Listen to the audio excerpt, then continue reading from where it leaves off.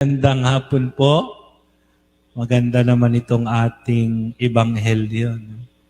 Merong isang kasabihan parang nakakaloko sa English, pero hindi naman masyado. Ang sabi niya, when God closes the door, He opens not only the window, but also the roof. No? When God closes the door, He opens not only the window, but also the roof.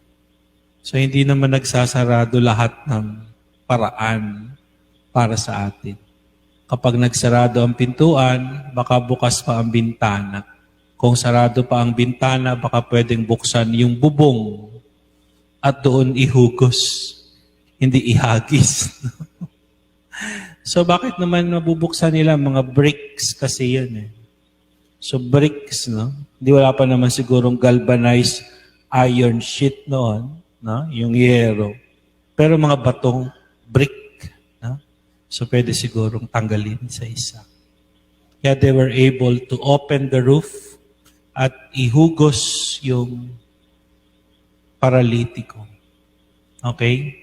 So, para na rin nakikita natin doon ang isang opening, no, buhat sa langit, palaging nanggagaling sa itaas ang biyaya.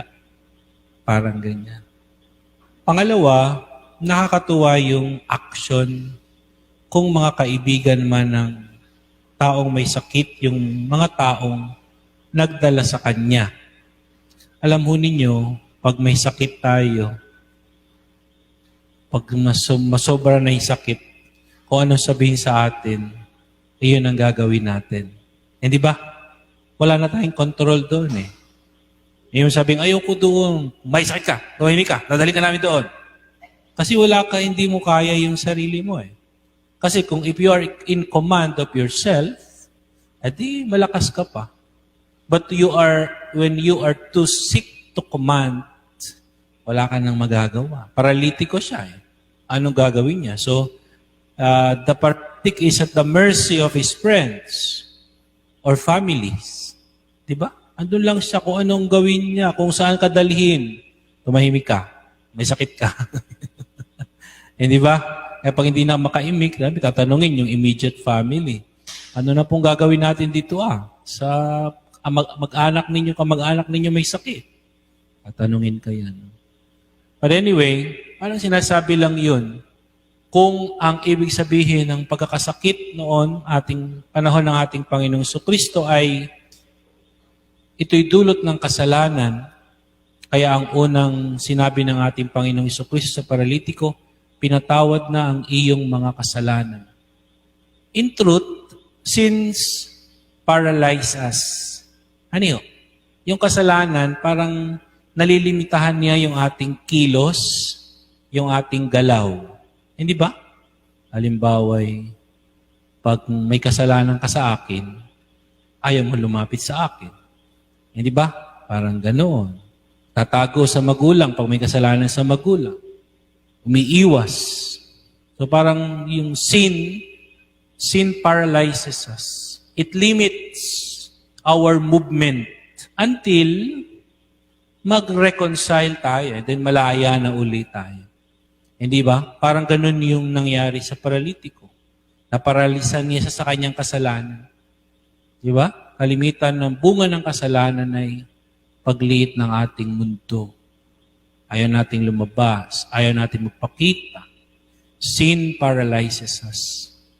Kaya yung unang sinabi ng ating Panginoong Jesucristo, pinatawad ka na sa iyong mga kasalanan na pinagmulan naman ng bulong-bulungan ng mga Pariseo. Sino ito na nagpapatawad ng kasalanan? Hindi ba't ang Diyos lamang ang may karapatang magpatawad ng kasalanan?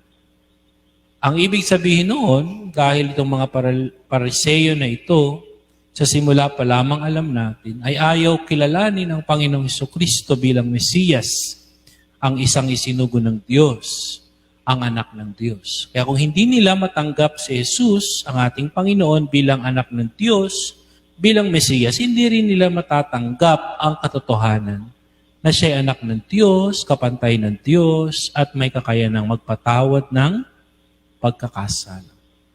But anyway, para maintindihan nila, o sige, sabihin na lang natin para gumaling na siya, palalakarin natin. Kaya sabi natin, Panginoon, tumindig ka. Buhatin mo ang iyong higaan at umuwi ka na. Na ginawa naman ng tao. Hindi ba? Kanina, paralisado siya. Ngayon, magaling na siya. Binuhat pa nga niya yung higaan niya.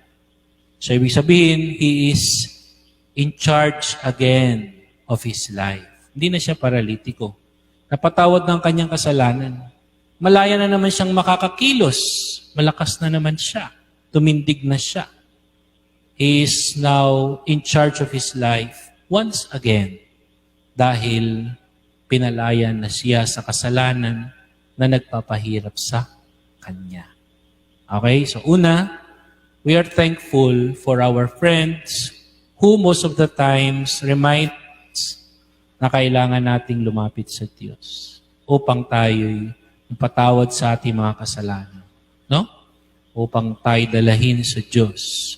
Acknowledging our sickness, acknowledging our need for repentance, acknowledging our need for spiritual healing. There are friends who remind us that we must come to God and we allow them to bring us to God. Salamat sa mga kaibigang nagpapaalala sa atin at dinadala tayo sa Diyos. Pangalawa, the reason why Christ can forgive sins is because He is the Son of God, our Lord, which the Pharisees, the elders, and other religious leaders during His time were not able to accept and recognize.